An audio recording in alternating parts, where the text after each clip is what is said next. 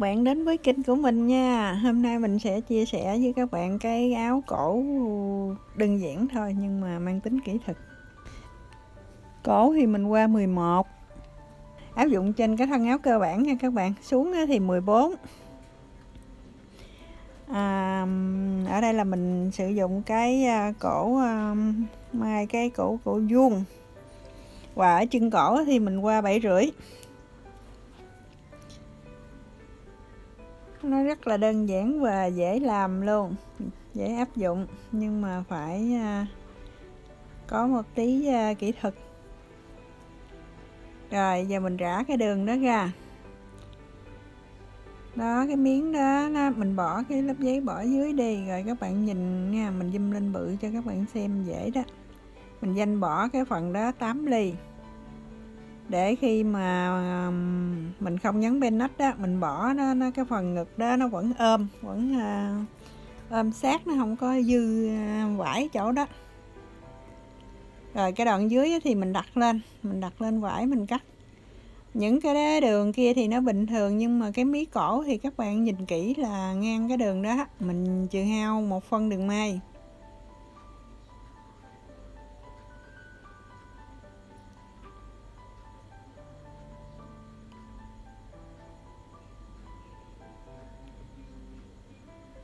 Rồi mình sang bên xuống,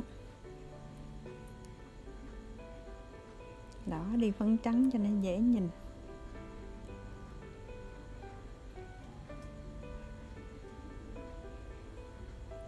Cái đường nào mình nói thì các bạn hãy để ý nha, tại vì cái người khách này một người mà may tới 4-5 bộ đặng, cho nên mấy cái đường cong đó là các bạn đừng để ý. Mình đặt lên, mình cắt mấy cái kiểu khác, mình vẽ mấy cái đường cong rã dưới eo đó.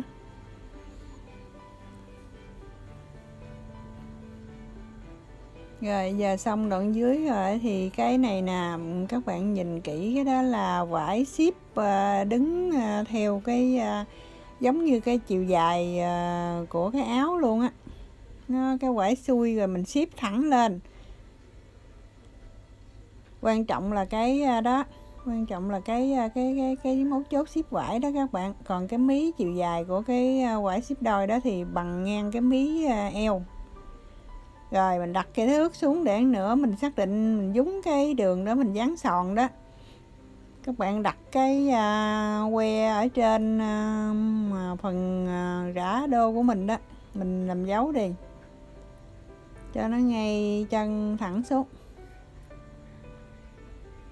Còn mí sòn của mình ngay cái đầu của cái mí cổ đó là nó chuẩn, nó không có ra ngoài quá mà cũng không có vào trong nắp quá. Rồi bây giờ còn cái phần đô nữa là mình mới hết cái phần thân trước. Đó, ở đây mình sử dụng cái đô, cái mí đô cổ đó là vải ship đôi, và mình sử dụng 2 cái lớp đó làm cái bìa của cái cổ luôn. Đó, cái đó là một bên đó, mình đặt thêm một lớp nữa, mình cắt một bên nữa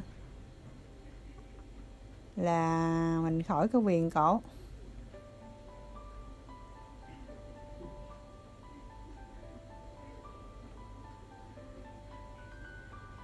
Đó, các bạn trái ấp trái xong rồi cái mình vẽ sang phấn xuống bề dưới cho nó dễ. Rồi xong 2 cái đô và cái đó mình, các bạn nhìn đó, mình dắt sổ dính chùm lại 2 lớp với nhau. Đó là một bên của cái đô và cái một bên đây. Còn cái thân sau thì mình cần cái cọng viền đó các bạn. Còn cái cổ sau thì ở trước mình qua 11 thì cổ sau mình cũng qua 11 và mình xuống 9 cho cái cổ tròn ở phía sau. Tại vì nó đơn giản cho nên là mình không có quay cho các bạn xem.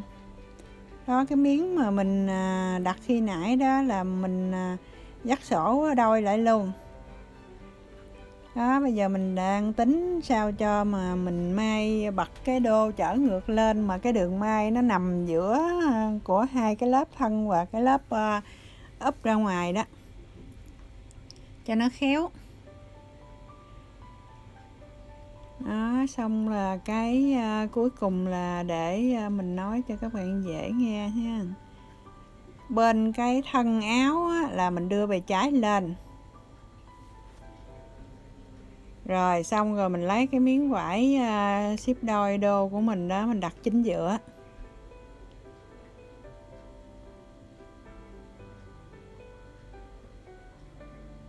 Rồi xong mình đặt lên thêm một lớp nữa. Lớp đó thì mình nhớ là đi cái ở bên phấn trắng đó, nó nằm, tại vì nó cũng đúng chiều đó luôn rồi, nó bắt buộc rồi, cho nên là các bạn không phải sợ lộn. Lớp đó thì mình đặt lên, chỉ việc là bây giờ cái ở bên đây thì mình chỉ là đặt cái mí đô cho nó vào chính giữa nữa, cho nó sao cho cái đầu ở bên nách này nó bằng nhau khi mình gáp 3 lớp lại.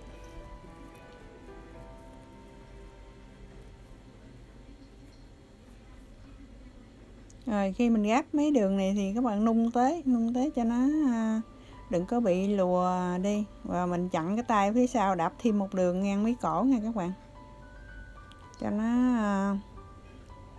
cứng cái cổ, nó không có bị thòng.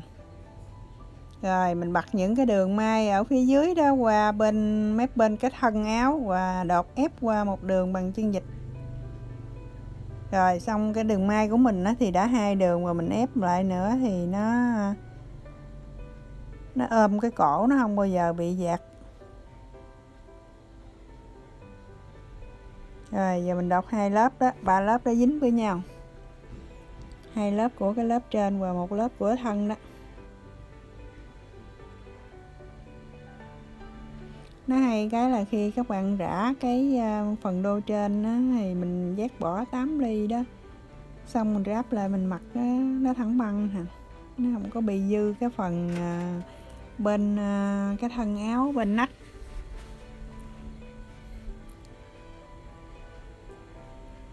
Rồi bật lại đọt cho 3 lớp đó nó dính lại với nhau. Cái hình á, mình vô người mẫu á, thì cái lớp ngoài đó nó hơi sệ, nhưng mà cái người ở ngoài á, thì mặc rồi nó vừa sụp cái miếng ngực, và một bên đó thì mình dúng lên, nhìn nó rất là dễ thương và dễ may nữa. Rồi cái này là phần cổ sau mình viền nha các bạn. Mình ráp như vậy đó là đã xong cái phần thân trước rồi đó. Còn nhắn bên thì đương nhiên là các bạn đã may đã giỏi rồi thì mình không có hướng dẫn nhắn bên nữa.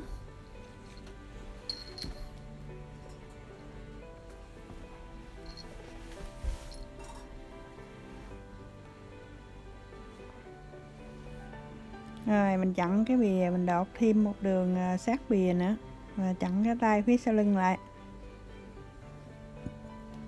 Khi mình ốp lại mình cái này là mình không có viền gói mà mình dắt sổ, thì mình ốp lại và mình cứ nắm thẳng cái tay đầu lần này ra và chỉ việc lái thôi. Tại vì mình đã đột cái đường sát bìa cho nên là viền nó rất là ốp và nó không có bị xô le mà nó lủi tới lủi lui, hay là mình phải gói cái đường may ở trong, nó hay bị lật.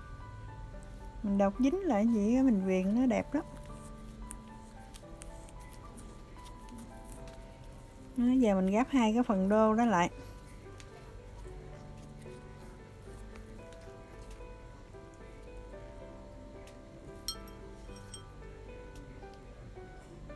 Ở đây mình sử dụng cái 2 cái miếng ở trên đô rã khúc trên đó 2 lớp, vì ở dưới của mình nó đã nặng rồi, nó cái thân rồi 2 cái lớp mình pha ấp ở ngoài đó nó nặng, cho nên là mình sử dụng cái đó nó sẽ hay hơn là mình ráp ở trên có 1 lớp nó